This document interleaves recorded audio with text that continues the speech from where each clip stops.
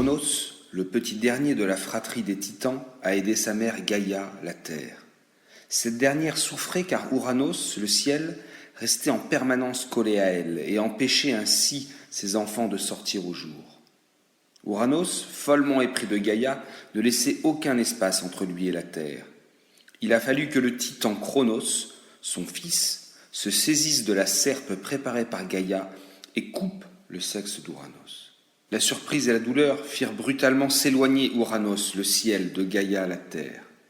Mais au moment même où Ouranos s'éloigne de Gaïa, il prévient Cronos, son fils. « Tu m'as trahi, tes enfants te trahiront. » Voilà pourquoi, maintenant que Cronos est l'époux de sa sœur, la titanide Rhéa, il dévore ses enfants. L'appétit de Cronos est à la hauteur de sa peur d'être renversé à son tour, sa peur d'être détrôné. Il avale aussi bien Déméter, Hadès ou Poséidon. Rhéa, la femme de Cronos, en a assez. Elle veut éviter le pire à son prochain enfant. Elle va donc accoucher loin de son terrible époux. Elle se cache en Crète et y donne naissance à Zeus. Mais Cronos sait que Rhéa a accouché. Elle se doit donc de lui présenter le nouveau-né pour qu'il le dévore. La titanide est rusée. Elle prend une pierre de la bonne taille et l'emmaillote comme un bébé. Puis elle tend le subterfuge à son titan d'époux. Celui-ci l'avale sans même se poser la moindre question. Désormais, Rhéa confie son fils à des habitants de Crète, les Curettes. Ceux-ci doivent veiller à ce que Cronos ne se doute de rien et ne trouve surtout pas le nouveau-né. Or ce dernier crie et pleure très fort. Ses gémissements et ses plaintes pourraient venir jusqu'aux oreilles de Cronos et ainsi attirer son attention. Aussi, voilà les Curettes obligées de faire un tintamarre considérable pour masquer les cris du divin bébé. Outre son caractère de pleurnichard, Zeus a un solide appétit. Il convient donc de le nourrir abondamment. Rhéa a pensé à tout. C'est à une chèvre répondant au doux nom d'Amalthée qu'elle a donné la charge de fournir le lait nécessaire à l'alimentation du dernier-né du couple titanesque. Si Amalthée fournit le lait, elle travaille en équipe avec des abeilles chargées de fournir le miel. Dans une seconde version du mythe, Amalthée est une nymphe, la nymphe chargée de s'occuper de l'éducation de Zeus. Dans cette seconde version du mythe, Amalthée vit avec une chèvre qui lui donne le lait pour le petit Zeus. Or un jour, la chèvre se casse une de ses deux cornes. Amalthée, la nymphe, ramasse alors la corne et s'en sert de récipient qu'elle remplit de fruits pour faire manger le jeune dieu. Cette histoire donna naissance au mythe de la corne d'abondance. En grandissant, Zeus comprend qu'il doit libérer ses frères et sœurs avalés par leur père Cronos. Pour cela, il va user de ruses.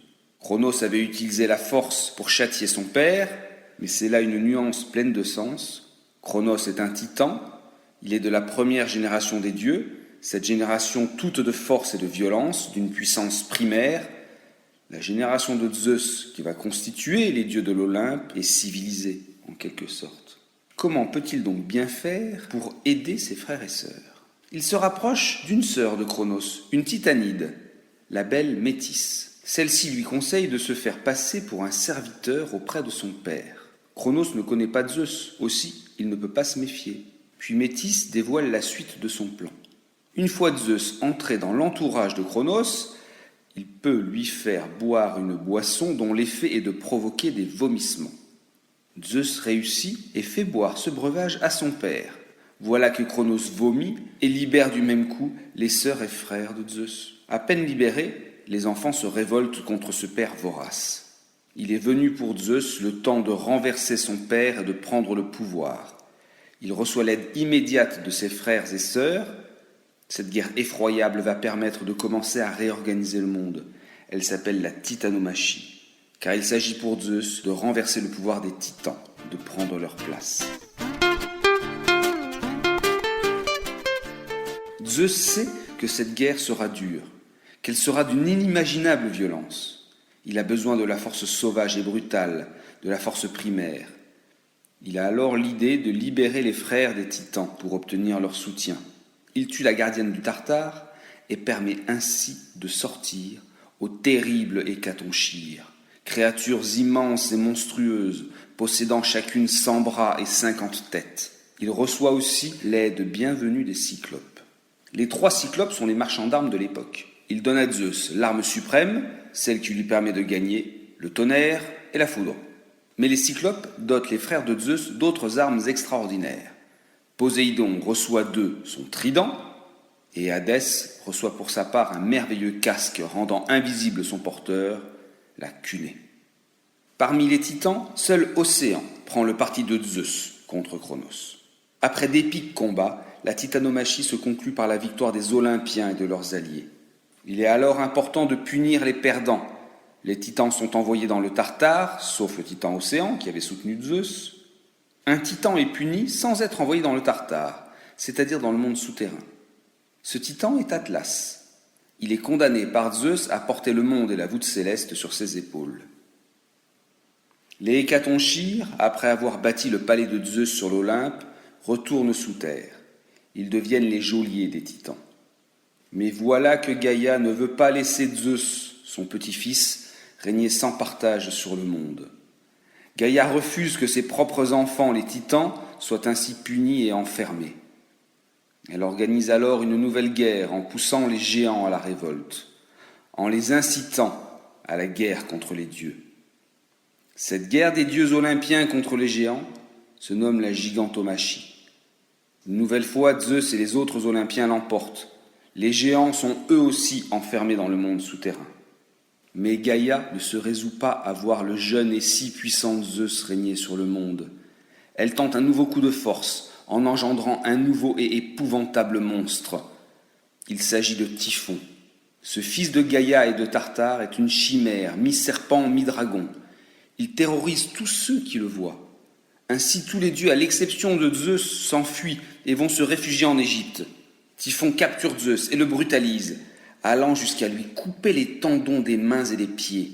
Puis il abandonne sa victime divine dans une caverne sous la garde d'une dragonne cauchemardesque, Delphinée. Cette créature est à la fois l'épouse de Typhon et la mère de Cerbère, le terrible chien à 3 têtes gardant la porte du royaume des morts. Mais voilà que le dieu Hermès intervient. Il parvient à endormir Delphinée et à récupérer le corps inerte de Zeus ainsi que ses tendons. Puis il le soigne. Remis sur pied, Zeus foudroie Typhon avant de le bloquer sous l'Etna. Ces victoires sont pour Zeus l'occasion d'une réorganisation du monde. Zeus gouverne désormais les dieux, il est le possesseur de la foudre et bien installé sur le mont Olympe, il règne dans et sur le ciel. Il distribue les rôles. Ainsi, il confie le monde souterrain et celui des morts à Hadès, et le monde des mers et des océans à Poséidon. Voilà le monde réorganisé et civilisé. Les puissances brutales et primaires ont